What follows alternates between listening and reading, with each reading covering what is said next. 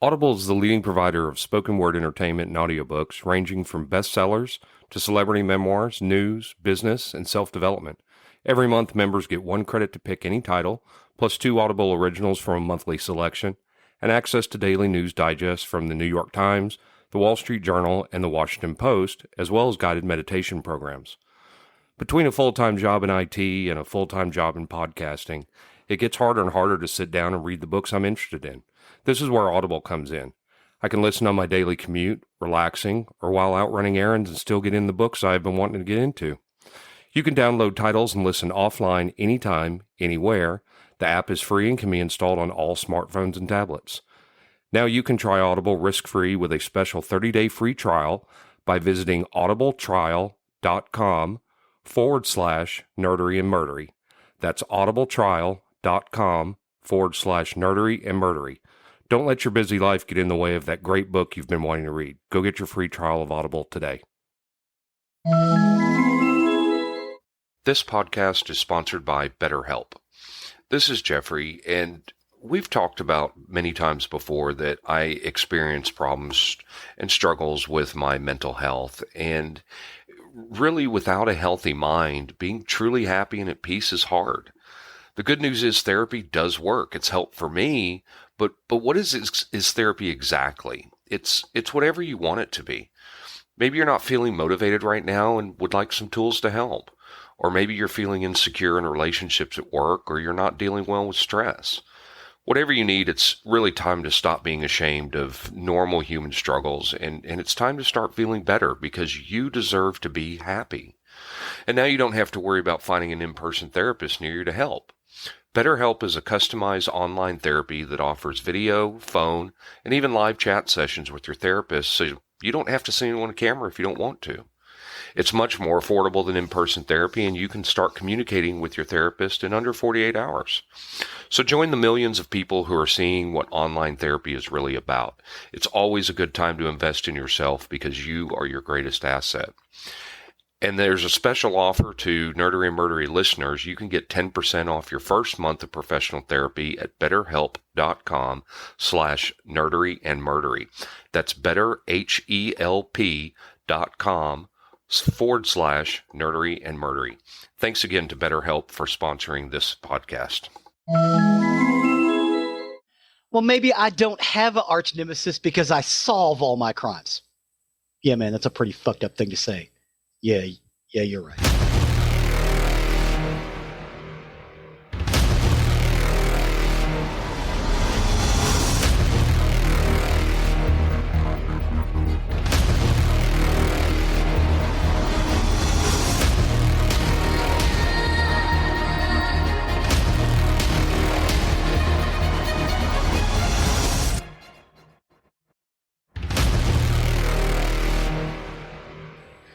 Welcome to another episode of Nerdery and Murder, episode 122.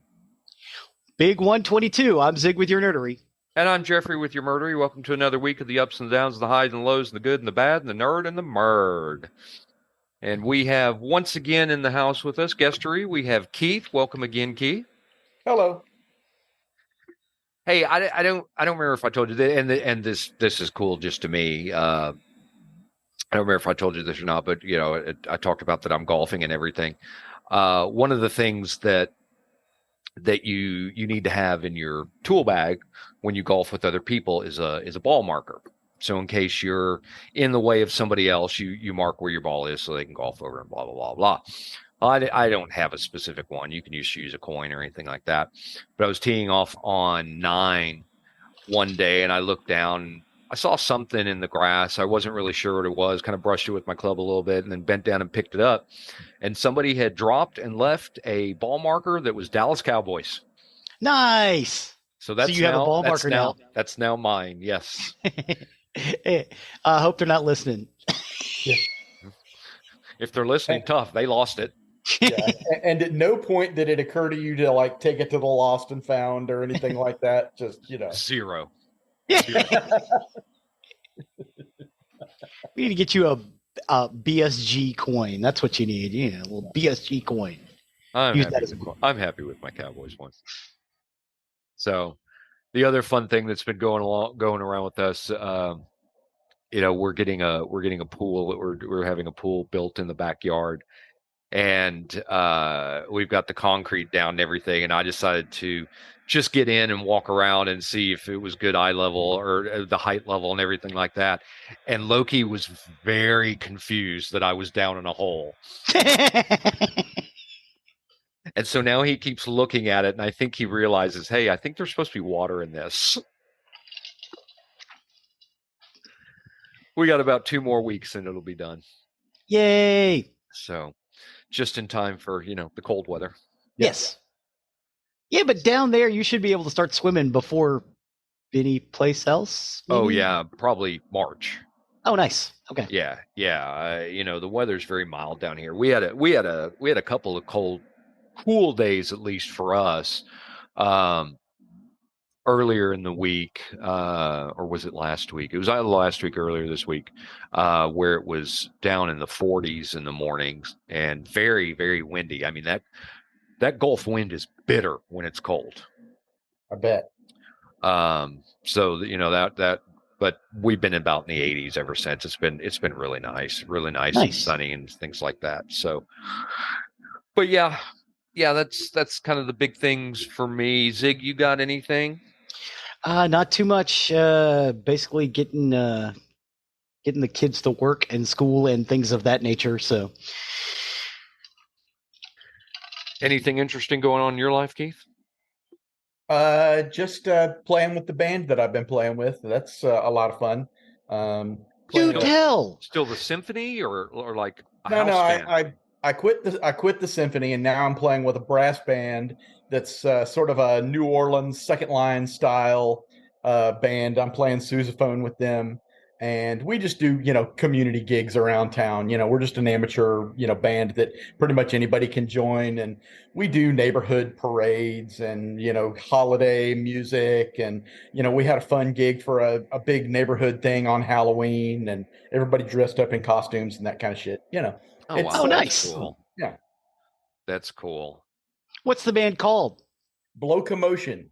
Blow Commotion. Yes. You heard it here, kids. If you're down in the Austin area, look for Blow Commotion. Yes. Speaking of music, one thing I was very excited about last night, I had been looking for this for a while, but I heard it was good, but I didn't want to pay to rent it or anything like that. But I just saw that Whiplash is now available on Netflix, and I'm really, really interested in watching that. Is that the one about roller derby with? No, it's the one about a symphony band. J.K. Simmons is the director, and from all the videos I've seen, he's kind of like really, really a big asshole. J.K. Simmons? No. Yeah. I'll have to check that out. I think Whiplash was nominated for an Academy Award. Yeah, that sounds right. I think it won one. Did it? Yeah. I'll look that up here in just a minute. So. No, but I'm thinking about that. Keith is right. The name of the roller derby movie was also called Whiplash, and it was great. Yeah. Was it Whiplash or Whip It? Yeah, I'll have to look that up. But you know what? You may be right. It may be Whip It. Yeah. But that was a fun movie. Oh, Paul Reiser's in Whiplash too. Let's see. Awards. Where'd it go? Accolades.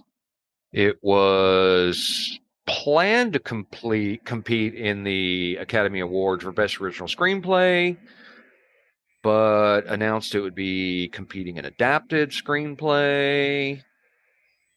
J.K. Simmons did receive an award for Best Supporting Actor. And it received the award for Best Film Editing, Best Sound Mixing, and received a Grammy nomination. Oh, nice. In 2020, it ranked 14 on Empire's list of the 100 greatest movies of the 21st century. Wow. Interesting. So, yeah, I'd been interested in it, and I just saw it just like last night that Whiplash was now featured on Netflix. So, well, thanks for the recommendation. This we'll week. Definitely be checking that out. Yeah. Awesome. Well, Zig, I will let you take over on the nerdery side of the house. Okie dokie. So today we're going to talk about Nerder. Today we're going to talk about Brooklyn Nine-Nine. Never watched it. Oh my God, it's hysterical. I've seen clips. It's an American police procedural comedy television series that aired on Fox and later on NBC. The show aired from September 17th, 2013 to September 16th, 2021 for a total of 8 seasons and 153 episodes. It was created by Dan Gore and Michael Schur. The premise revolves around 7 New York City Police Department detectives who are adjusting to life under their new commanding officer, the serious and stern Captain Raymond Holt, played by Andre Braugher. Featuring an ensemble cast headed by Braugher and Andy Samberg, the cast also features Stephanie Beatrice, Terry Crews, Melissa Fumero, Joe Latruglio, Chelsea Peretti, Dirk Blocker, and Joel McKinnon Miller. You said Fox and NBC. Did it not move to a streaming service at one point? Okay, so originally it was produced by NBC Television, but it didn't air on NBC. It aired on Fox. Fox canceled it, and NBC picked it up. Right. Okay, but it was never. It was never exclusively streaming. Okay. It has been on Hulu though its entire run. It's sure there now. Most of Fox's shows are on Hulu. Yes, and Peacock. I mean, we watch it a lot around here. It just became like a bellwether for our family because the character that Joe Latruglio plays, Boyle, everybody looked at me and went, "You're like Boyle. You overshare. You? You're really obsessed with weird things like food or other things." And I was like, "Oh man, that's just mean." And I watched it and I was like, "You're right." Does he ruin movies for people like you do?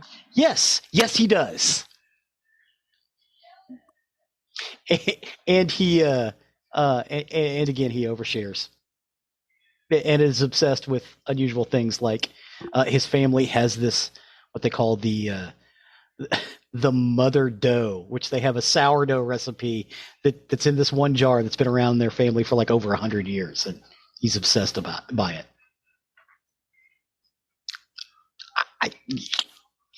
So yeah, that's how I got onto it because I wasn't that interested in it. First, I watched the first episode. I was like, well, Andre Braugher is pretty good, but I don't know. And it was a couple of years, and my wife Cree's like, "You're Boyle. You need to watch this." So I started watching it. I was like, "Oh my God, this is hysterical!" But it's because it's an ensemble show. Plot really doesn't get in the way of it. It's mostly character interplay. That's what the show's about, and I like that. Is it kind of like The Office, where they go into every scene with just sort of an outline, and they're pretty much just like making up dialogue on the fly?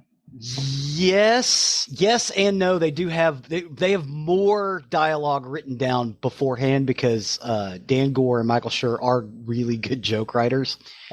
But yeah, there is a lot of ad-libbing, and they'll shoot it a couple of different ways, or they were shooting it a couple of different ways. Stephanie Beatrice, her voice is actually very high, but she had been doing she'd been doing a gig where she was basically a dance coach not a dance, I'm sorry, aerobics teacher. So she'd been screaming at people all day, at the top of her lungs, "Come on, let's do it." So when she auditioned, her voice was really, really deep and husky. They loved it so much that she had to continue doing that voice. And what's funny is when you watch the episodes, you can tell when Stephanie Beatrice, homegirl, by the way, from San Antonio, gets cracked up because her voice goes up about 3 octaves. That's her natural speaking voice, the high voice, not the low voice. That's awesome. It's really, really funny. Terry Crews plays a character called Terry Jeffords. He refers to himself in the third person through the whole series. Terry likes yogurt. Terry has to eat. It's really funny. Again, Joe Latruglio with the oversharing and stuff. A lot of these guys were not just actors, but a lot of them were associated with the state, like and Upright Citizens Brigade, like Joe Latruglio, Chelsea Peretti. Dirk Blocker and Joel McKinnon Miller, who were featured and eventually became full-time cast members. Melissa Fumero is pretty much the only straight-up actor. All the rest of these people are comedians, either working with, again, Second City, the Groundlings, or the Upright Citizens Brigade. Dirk Blocker's the son of Dan Blocker, isn't he? I believe so. Yes, he is. He looks like Dan Blocker. Yeah, from Bonanza. Yep. Joel McKinnon Miller is also an opera singer, and they bring that out all the time. He plays this disgusting old detective, and he just busts out with this beautiful operatic singing for no reason. But it was originally produced as a single camera comedy. Fox originally ordered 13 episodes for its first season, eventually expanding it to 22 episodes. Brooklyn Nine-Nine premiered on September 17th, 2013, and on May 10th, 2018, Fox canceled the series after 5 seasons, and the very next day, NBC picked it up for a 6th season, and they went on to produce 6, 7, and 8 seasons. The 10-episode 8th and final season premiered on August 12th, 2021. The series has been acclaimed by critics. The first season won the Golden Globe Award for Best Television Series, Musical, or Comedy. And on the same night, Sandberg won the Golden Globe Award for Best Actor, Television Series, Musical, or Comedy. Brower has been nominated 4 times for Primetime Emmy Awards for Outstanding Supporting Actor in a Comedy Series, and has twice won the Critics' Choice Television Awards for Best Supporting Actor in a Comedy Series. This series has also received particular praise for its portrayal of serious issues while retaining a sense of humor. For its portrayal of the LGBTQ plus people, the series won the 2018 GLAAD Media Awards for Outstanding Comedy Series. Writers and producers Michael Shore and Dan Gower, who had known each other since they were students at Harvard University and had collaborated on the sitcoms Parks and Recreation, conceived the idea to set a comedy in a police station, a setting they felt had been insufficiently used in television comedies since Barney Miller. They pitched the idea to produce the company for Universal Television, where Schur had a development deal. And although Universal signed on to produce the series, its parent company network, NBC, passed on airing it, and this is why it went to Fox. It did pretty well its first 4 or 5 seasons. And then again, Fox, if your series drops below a threshold, they just cancel you. They don't give you a second to spin out of it or get out of a storyline. Or Fox just completely fucks you like Firefly. Yeah. I wouldn't want to put my show on Fox, but like I said, NBC, who was already producing, it's like, no, we'll run it, and the ratings went up after it moved to NBC. So they were probably kicking themselves that they passed on it originally, and when the opportunity came around to get it back, they just jumped right on it. Yeah, jumped right on it. Well, I mean, and they were already producing it, so it's not like they were going to lose that much money. Now, the exterior view of the fictional 99th Precinct building was the actual 78th Precinct building in Brooklyn. If the 99th Precinct were real, it would be considered a Brooklyn police precinct, where numbers can theoretically range from 60 to 99. But no precinct has yet been assigned number 99, which remains reserved for future use. So they did some research on it. I thought that was nice. Like if there was a 99th precinct, it would be in Brooklyn. So Brooklyn 99 would be correct. But they don't have a 99 yet. And now they probably won't. Yeah, probably not. Brooklyn Nine-Nine. So yeah, I mean, the thing about this series mostly, it's really funny. There's a bunch of inside jokes. Andre Brower plays this straight-laced, very serious super cop, who is married to a professor of history. He's very out and proud. However, he also speaks in a monotone most of the time. And 90% of the humor is Andre Brower talking like this. Really, really funny. I know it doesn't seem it, But it seems like there are times when the cast is trying to make him crack a smile, and you can tell that's what they're doing, and they'll just spin off from there. And when you catch him smiling, you just like, okay, yeah, they got him there. Andy Samberg, of course, is crazy and insane, and I love him, but it's not so much about him. It was supposed to be a starring vehicle for him, but when they started putting it together, it's like, no, this needs to be an ensemble cast. This needs to be a collection of weirdos working in the New York City Police Department. Andy Samberg, to me, honestly seems like he wants to be that he's a wannabe Ryan Reynolds. I can see that. Yeah, I can see that. And he bothers me at times. Just that quirkiness. I think he's trying too hard. I would say in the first episode or two, you could probably state that case for this series as well. That's not unfounded. But once you get into the series, especially once you start going down the avenues of Rosa, who is played by Stephanie Beatrice, and Boyle, who's played by Joe Latrulio, and of course the captain, played by Andre Braugher. Chelsea Peretti, who left the series after, I want to say, 6 or 7 seasons. She comes back, but the reason Chelsea Peretti left is she and her husband, Jordan Peele, are running a very successful production company. Sure. And she had to kind of pull back and do some work on that, because I think at the time they were either in post-production of Get Out, or they were about to release it, as well as doing the Twilight Zone series that they did on CBS. Mm-hmm. So, yeah, she was like, I got to step back. But she did come back and do a couple of episodes in each subsequent season, in 7 and 8. Twilight Zone on CBS didn't last, did it? No, I think it did 2, maybe 3 seasons. Okay. And just like the last revival of the Twilight Zone in the early 2000s. With CBS's streamer is Paramount, right? Yes. I'll have to look for it there, because this is the first time hearing that. Oh my God! Not only did they do episodes, you can also watch them in black and white. Oh, nice! And Jordan Peele is the Rod Serling character. Yeah. No, you should check it out. And basically they will start to tell a well-loved Twilight Zone series, like Terror at 30,000 Feet, and turn it on its ear. And then it'll spin around. Cool. Oh, yeah. Oh, dude, it's nuts. That's awesome. Yeah, you should check that out. It's really good. But again, she was so Chelsea Peretti was working on that, so the character of Gina basically leaves. But again, she comes back for some shenanigans. She's there for the last episode,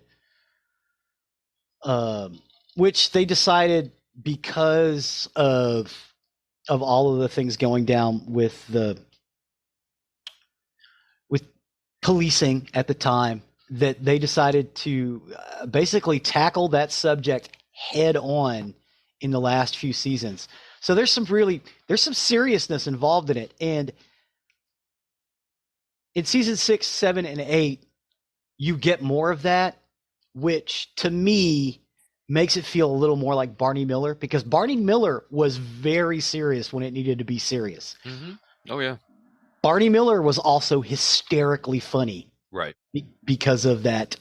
Was Barney Miller a Norman Mailer show, like All in the Family and a couple of others?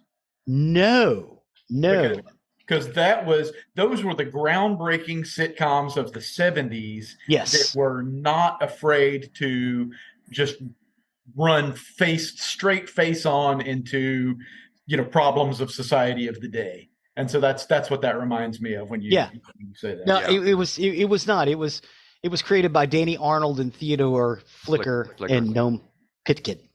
Barney Miller was. But it was not produced by the All in the Family grab bag, as it were. I mean, they produced a bunch of series, but this was not one of them. Or Barney Miller was not one of them. But it was in that same vein. It was like, okay, we need to do something really funny. But since it's a police a police precinct that's constantly being underfunded. We need to talk about that, and they did, and it got serious. Brooklyn Nine-Nine does that too. Not as serious. Like, none of the characters die, which is not the case in Barney Miller. Several of the characters died in Barney Miller. I say several. I know of at least two. Right. One because the actor wanted to leave, and one because the actor actually died. Nothing that serious, but yeah, Brooklyn Nine-Nine kind of threads that needle pretty well in season 6, 7, and 8. And again, it's hysterical. I would recommend it to anybody. You should go check it out. Maybe skip the first 2 episodes. Go with episode 3 on. Really, really funny. Good, weird character studies, which is what you want in a procedural, because it takes that police procedural idea and it kind of turns it on its ear a little bit, which is what I liked about Barney Miller and is what I like about Brooklyn Nine-Nine. And of course, there are episodes where not necessarily the pot brownie episode of Barney Miller, but the same sort of thing happens all the time in Brooklyn Nine-Nine. And each episode opens with a cold opening, just like our stabs. Sometimes it's related to the story that's coming up. Sometimes it's completely opposite. And some of those cold openings are laugh out loud funny. In the case of, you have to pause the show so you can catch what's coming up. Because you may be laughing too hard. But yeah, that's about it for Brooklyn Nine-Nine. There's not much to it other than get out and check it out. I've added a bunch of episodes and a bunch of shorts and things to our YouTube playlist so you can see what I'm talking about, particularly with Andre Brower and Terry Crews, Stephanie Beatrice, Melissa Fumero, Joe Latrilio. Just a really funny ensemble cast. Like I said, clips from time to time have appeared in my Facebook feeds, and so I've seen clips, but I've never actually watched an episode. Oh yeah, you should check it out. Like I said, Andy Samberg does feel like he was trying a little hard in the first couple episodes. I'll give you that. But after that, he kind of settles in and realizes, I think, oh, this isn't my show. This is our show. And Joe Latrilio and Dirk Blocker, to a lesser extent, can just steal a whole freaking scene. Just doing what they're doing what's written, and just take it over. And it's brilliant and funny and weird at the same time. Interesting. Yeah. And if you like Barney Miller, you're going to love this, because it's the same sort of show. Well, and I was just about to say, with Keith bringing up the Norman Mailer and we talk about Barney Miller and whatnot, here's an idea for you for an episode. Top 5 or top 10 comedies from the 70s. Comedy TV shows. Yeah. I think that would be interesting if we covered those. Sounds like a plan. Here's speaking of that family of shows. I believe that Maude was a spinoff Yes. of All in the Family. Yeah, I thought so. So did you know that in the 70s there was an episode of Maude where she got an abortion? Yes. And it's like, what? Yes. I just learned that recently. Oh yeah, and it was highly controversial. Yeah. No doubt. You think? Yeah. And won B. Arthur the Emmy, I do believe. Yes. Yeah. Yeah. And then Good Times was a spinoff of Maude. Mm-hmm. Oh yeah. Yep. And the Jeffersons was also a spinoff of one of them, wasn't it? All in the Family. All in the Family. Yeah. So yeah, there was like a whole ecosystem. It was the Mailer television universe. That's right. You had the bunker, All of the Family. You had the Jeffersons. You had Maude. You had Good Times. You had Gloria. You had Florence, which was a spinoff and only lasted like 3 episodes. Really funny though. Archie's Place. Archie Bunker's Place. Yep. And there's one more that I'm missing. I thought Gloria was hysterical, but it didn't last but like I think a season. Yeah. Yeah, I think you're right. Well, awesome. Thanks for another trip with another TV series. Very much appreciate that. 9-9. Thank you. With that, we'll step over to the murdery side of the house. Murder. For today, I got my information off All That's Interesting, Wikipedia, the U.S. Sun, and Ranker. And this is the story of Joseph Metheny. Joseph Metheny. Gore warning ahead. Oh, no. The police only connected him to 3 murderers, but Joseph Roy Metheny claimed to have slaughtered a total of 13 victims, some of whom he allegedly turned into patties that he sold to unwitting customers on the Baltimore roadside. Oh, no. He made people into hamburgers? Uh-huh. Yep. In 1996, Joe Metheny made headlines when he was charged for multiple murders and admitted to cooking his victims' flesh, earning him the nickname the Cannibal. When the police arrested Joe for assault in December of 96, they expected him to put up a fight. The 6'1", 450-pound lumber worker had apparently had a tendency to fly off the handle. And at the very least, they expected some resistance, but what they didn't expect to hear was a detailed and upfront confession, the brutality of which shocked police, especially when Metheny added, quote, "I'm a very sick person." Oh. In his confession, Metheny described to police how he viciously raped, murdered, and dismembered sex workers and people who were homeless. However, these victims just served as a substitute for his one intended victim, his runaway girlfriend. Then Metheny confessed to his most disturbing crimes, that not only did he eat some of the victims' flesh himself, but he served it to other unknowing people as well. Joe Metheny had always been rough. He was born on March 2nd, 1954 in Baltimore, Maryland, where he ultimately lived most of his life. He endured a childhood of neglect with an absent alcoholic father and a mother forced to work extra shifts to support her 6 children. They lived in Essex near Baltimore, and his father was killed in a car accident when Metheny was 6 and he suffered depression. Joe Metheny said that his parents often sent him to live with other families in foster-like arrangements. Metheny often claimed that his mother was dead. He said that they were somewhat poor and she had to work hard as a waitress, barmaid, and food truck driver, but she had provided her children with a normal family life, and the children had never gone hungry or been put into homes of other families that Metheny had claimed. His mother did say that Metheny was an above-average student, always polite, not mean as a child. She said that, quote, "he was smart and had a good childhood. If he was neglected, it was his own fault. He had a pretty good home."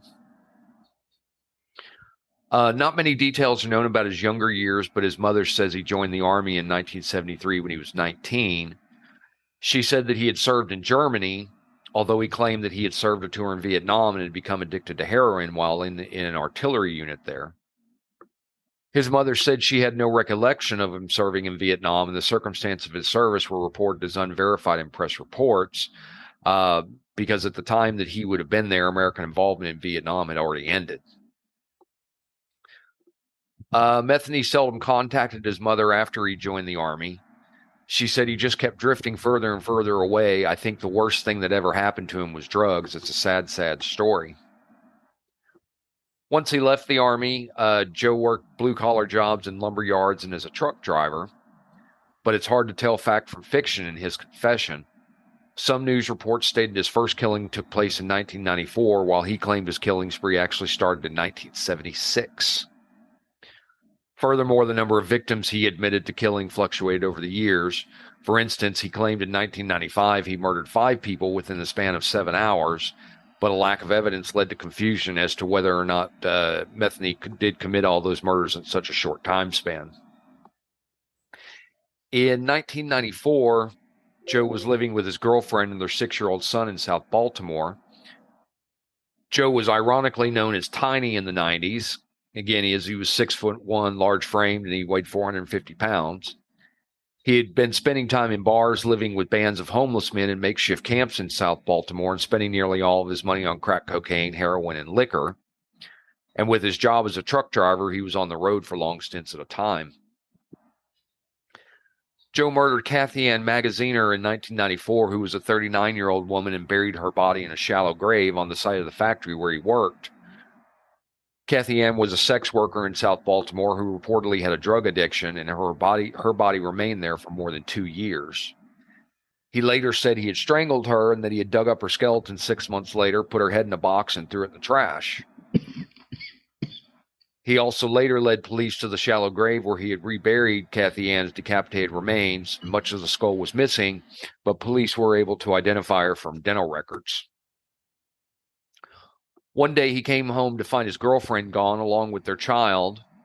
Like Joe, she had had a drug addiction, and Joe believed she had left with another man and took to living on the streets with him, so he flew into a rage. He spent days looking for him, checking halfway houses and even under a certain bridge where he knew his wife used to buy and do drugs. But under the bridge, he found not his wife, but 2 homeless men who he believed knew her. When they gave no indication that he knew where his family was, he killed them both with an axe that he had brought along.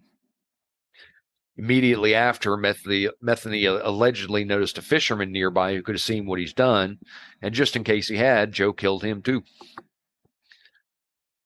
Some people deem these first 3 killings crimes of passion, though he'd later develop a taste for murder.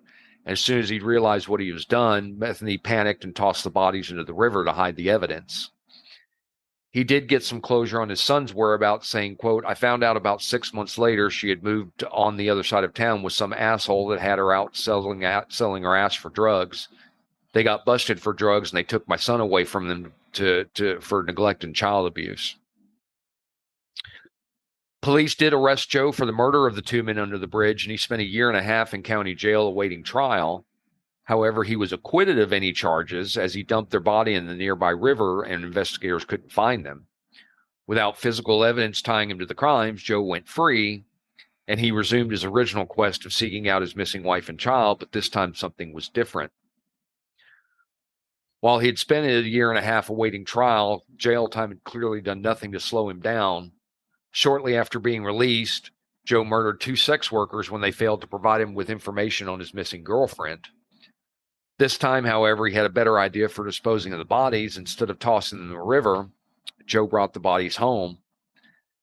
It was there he dismembered them and stored the meatiest parts of them in Tupperware containers, and what didn't fit in his freezer, he buried in a truck lot owned by the pallet company he worked for. So it really seemed he was now murdering people for sport as much as revenge, and over the next several weekends, he mixed the sex workers' flesh with beef and pork, forming them in the neat little patties. He would sell these meat patties out of a small barbecue stand he opened on the side of the road, and during this time, his customers would all consume bits of human flesh. They became the unwitting hiding spots for the bodies of Joe's victims. Oh, God. He's Sweeney Todd, Baltimore. Yup. Okay. Whenever he needed more, quote, special meat, Joe would simply venture out and find another sex worker or a vagabond, and he later told police that he received no complaints on the meat tasting funny. In fact... Well, okay, presumably the meat would only taste funny if he killed a clown. That's what I was, you beat me to it. I was going to say, he didn't kill any clowns, clearly. Sorry. No worries. It was, in fact, no one seemed to notice that his burgers had a little something extra in them. He said, quote, "The human body tastes very similar to pork. If you mix it together, no one can tell the difference. So the next time you're riding down the road and you happen to see an open pit beef stand that you've never seen before, make sure you think about this story before you take a bite of that sandwich." Wow. When Joe killed 23-year-old Kimberly Spicer in November of 96, she had been making a living as a sex worker in South Baltimore. Joe was driving a forklift for a company that made wooden pallets and was living in a small trailer located near his employer. One night, Joe brought Spicer to his trailer where he killed her, dismembered her, and discarded parts of her under some wooden pallets at his work. Her mother later said she, quote, "had her problems, but she was always a battler, always struggling with her problems and hoping to turn the corner." Joe Metheny was finally caught in 1996 when a would-be victim named Rita Kemper managed to escape his clutches and ran straight to the police. Rita was a sex worker in South Baltimore who Joe had kidnapped and took back to his trailer on December 8, 1996. Rita stated that Joe said he was going to kill her and bury her with his other victims, but fortunately, Rita escaped and went to the police for help. A week after her escape, Joe called a friend and asked for help hiding Kimberly Spicer's body. The friend immediately called the police and they arrested Joe on December 15, 1996. As I'd stated earlier, during his interrogation, Joe willingly offered up his confession. He gave details about each of his murders, even mentioning the murder of the fisherman from several years before that they still hadn't solved. According to his confession, he killed 10 people, and authorities say there's no reason to believe he would have stopped had they not captured him. Police say that he had chosen young white sex workers who were addicted to heroin and cocaine, and the killings also involved brutal sexual assaults. During his confession, Joe said he enjoyed killing and wouldn't apologize to his victim's family because the apology would be a lie. He went on to explain that God knew all about what he did, and he was quite happy to be judged by him as well as an actual judge in a court of law. He said at the time, quote, "My murder rampage started out as revenge, but ended up as a passion for the taste of blood and the overwhelming sense of power one gets for taking the life of another." He was indicted for killing Tony Lynn Ingracia, who was age 28, but later those charges were dropped due to lack of evidence. He claimed to have also killed 3 other prostitutes along Washington Boulevard in Baltimore, although there was no evidence of most of those crimes other than his confession. Eventually, a jury did find him guilty and sentenced him to death. However, a judge overturned this verdict in 2000 and changed it to 2 consecutive life sentences. The judge said at the trial, quote, "The words 'I'm sorry' will never come out, for they would be a lie." I'm sorry, Metheny said, "The words 'I'm sorry' will never come out, for they would be a lie. I am more than willing to give up my life for what I have done, to have God judge me and send me to hell for eternity. I just enjoyed it. The only thing I feel bad about in any of this is that I didn't get to murder the 2 motherfuckers I was really after, and that's my ex-old lady and the bastards she got hooked up with." At his sentencing, he also claimed to have committed murders because he, quote, "enjoyed it and got a rush out of it and got a high out of it and had no real excuse why other than I like to do it." And in 2017, guards found Joe unresponsive in his cell at the Western Correctional Institution in Cumberland about 3 p.m. They pronounced him dead shortly afterwards, thus ending his horrifying saga. And while authorities conducted a standard investigation into his death, they presumably didn't suspect or uncover foul play, and Metheny was 62 years old at the time of his death. And that is the horrific story of Joe Metheny. Wow. Can I just say that, some friend that guy had, because, he asked a friend to help him bury a body and that guy went and, immediately ratted him out. I just want you guys to know, and, I'm saying it, right here for everybody to know, if you guys ever need to bury a body, you can call me and I'll come help you out. That's the kind of friends we are, bro. And that's recorded for posterity if he ever has to make a confession. That's right. That's awesome. Well, thanks for taking that journey with me, Keith. We appreciate you coming West on again. Side forever, baby. You are welcome on anytime you want.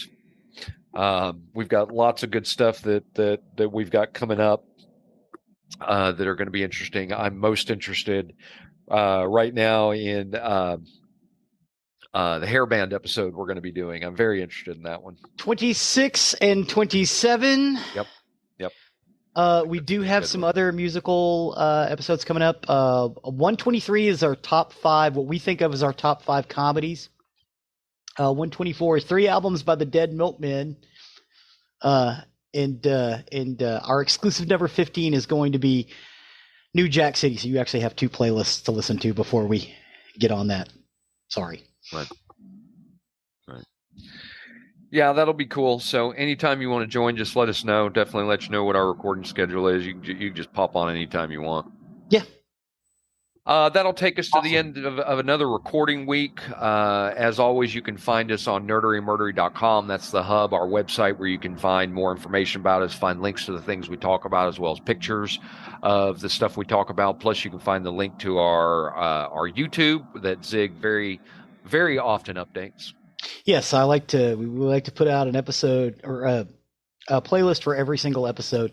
And this video eventually will be part of said episode when it airs.